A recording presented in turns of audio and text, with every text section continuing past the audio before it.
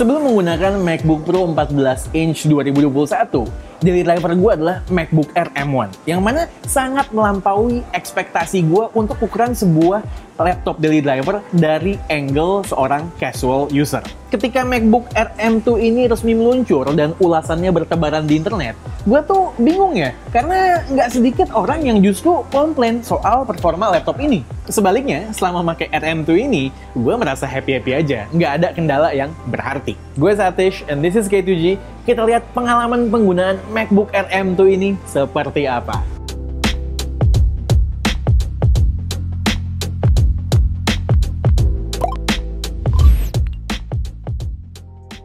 Pertama kali melihat dan megang MacBook Air M2, gue langsung berasa familiar sama feel maupun tongkrongannya. Ya jelas, karena basis desainnya plek-ketiplek diambil dari MacBook Pro terbaru. Boxy dengan rounded corner. Ini sekaligus menghilangkan karakter MacBook Air generasi terdahulu dengan wedge shape-nya. Gue pribadi suka sama wedge shape itu ya, lebih berkarakter aja. Desain MacBook sekarang lebih terasa plain menurut gue. Bekerja secara mobile menggunakan Air M2 sangat menyenangkan karena beberapa hal. Yang pertama, beratnya ringan. Terlebih gue biasanya pakai Pro 14 inch kan. Air M2 ini enak banget untuk ditenteng kemana-mana. Justru sedikit lebih ringan dari Air M1. Berasa effortless aja mobilisasinya. Dengan catatan tetap solid juga. Kedua, gue berasa jadi spotlight. Karena mata semua orang tertuju ke MacBook gue. Mungkin pada bingung ya, dan berpikir begini, si Nehi acak-acak pakai MacBook apaan ya? Kok warnanya gelap begini? Stiker kali ya? Soalnya emang udah lama banget MacBook nggak keluar dengan opsi warna sepekat ini. Seinget gue yang terakhir itu tahun 2006 deh, masih pas zaman Intel. Ada yang warna hitam. Ditambah kabel MagSafe-nya sewarna body, makin ahai deh pokoknya. Sayangnya, konektor USB-C ke charger dan chargernya warna putih, jadi ya belang deh. Kalau semua sewarna pasti makin gokil. Oh iya, gue bisa mengkonfirmasi kalau warna tengah malam kebiruan ini berpotensi jadi malapetaka. Khususnya untuk orang yang suka barang-barangnya selalu bersih dan rapi. Fingerprint atau bercak ada di mana-mana, dan kalau kotor dikit langsung kelihatan. So ya pilihan lah antara menjadi spotlight atau ambil jalur warna standar yang aman. Oke, poin ketiga. Delta experience utama antara menggunakan varian MacBook Pro 2021 yang merupakan varian flagship dan varian Air M2 yang merupakan varian lebih affordable tergolong minimal. Gue ngomong begini karena gue menggunakan keduanya saat ini. Just name it. Mulai dari experience mengetik dengan keyboard yang sangat tactile sekaligus easy to type on, trackpad yang sangat luas dan intuitif, plus feature set yang berlimpah. Ya kayak high impedance headphone support, spatial audio, MagSafe charging system yang convenient, dan lainnya. Kemudian, layar kekinian yang memanjakan mata dengan notch yang di dalamnya terdapat kamera 1080p serta bezel yang juga tipis. Dan juga nggak lupa ya, ada setup quad speaker yang kualitasnya itu udah kece banget untuk ukuran sebuah laptop 13 inci. Dengerin nih contoh output audionya seperti apa.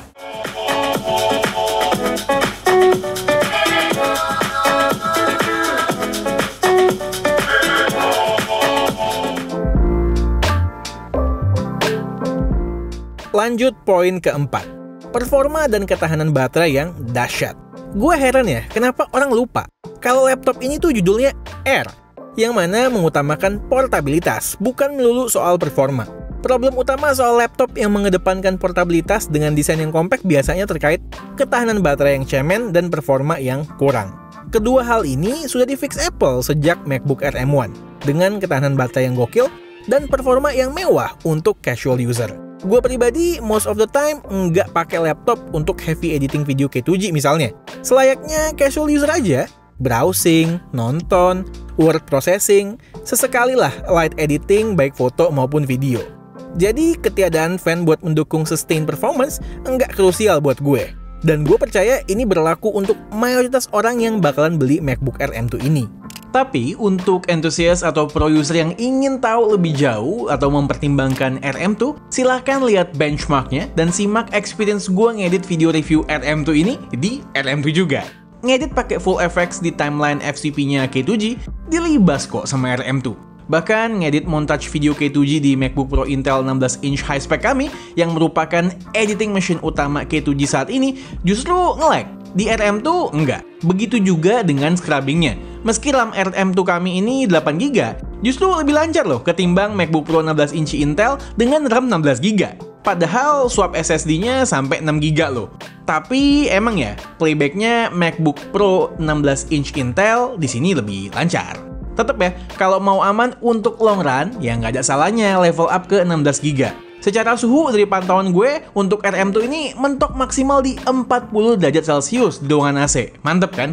Dan satu hal yang nggak kalah penting, ngedit di RM2 bisa dilakukan dengan sangat nyantai sambil gue pangku laptopnya. Kalau yang 16 inci kan berat coy.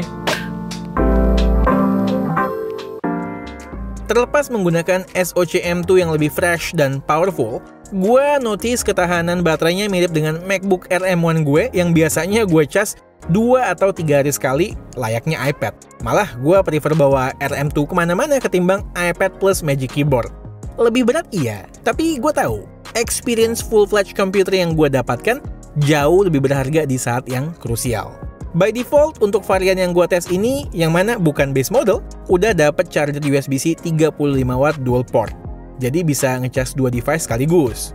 Charging speednya sendiri tergolong slow, tapi terbayarkan kok sama ketahanan baterainya. Bisa sih upgrade ke yang 67W, tapi harus keluar duit ekstra lagi. Gue pribadi belum merasa butuh sampai segitunya. Di luar itu ada juga opsi buat beli charger third party yang sudah mendukung fitur GaN dan juga mempunyai output 65W. Sampai di sini udah buru-buru pengen beli, boleh aja. Tapi belinya ya di mana lagi kalau bukan di studio ponsel. Gercep banget deh emang mereka kalau soal produk Apple. Barangnya dijamin ori dan pelayanannya kece. Linknya gue taruh di deskripsi. Sikat. Oke, gue rasa poin-poin di atas udah cukup ya untuk mengcover atau mensupport alasan kalian untuk beli MacBook Air M2. Tapi ada beberapa hal penting yang layak mendapatkan perhatian, sekaligus sebagai informasi aja. Varian yang gue tes ini bukan base model dengan storage 256GB yang mempunyai storage speed yang slow. Yang disayangkan, Apple nggak ngasih info itu, jadi mungkin sebagian orang berasa ketipu. Tapi gue yakin, buat casual user, secara experience di lapangan nggak akan jadi major deal breaker. Lagian kan gue juga sempat coba yang base model. Kemudian RAM 8GB. Yes, terlihat kecil, tapi lagi-lagi buat daily, gue belum merasa pernah kehabisan nafas di saat buka beberapa aplikasi sekaligus dan buka banyak tabs di browser. Terakhir, karena ini judulnya MacBook Air, ya kita mau nggak mau masih harus bergantung sama dongle. Gue sebenarnya berharap minimal di sisi kanan ada satu port USB-C. Jadi nggak bergantung sama sisi kiri. Ya ini mah jadinya nggak fleksibel aja. Yes, gue ngerti ya.